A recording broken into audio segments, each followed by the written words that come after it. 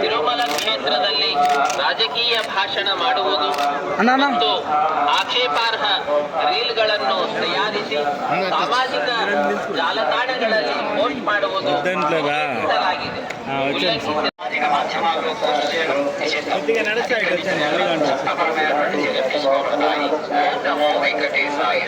பக்தர்களுக்கு அறிவிப்பு.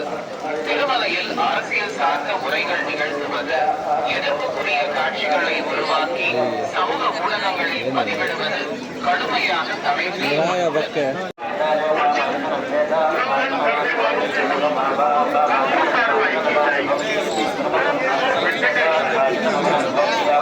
பக்தர்களுக்கு அறிவிப்பு.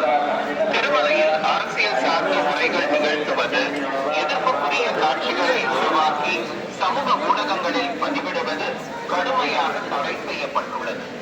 விதிமுறைகளை மீறினால் சட்டப்படி நடவடிக்கை எடுக்கப்படும் என திருமலை திருப்பதி தேவஸ்தானம் எச்சரிக்கிறது.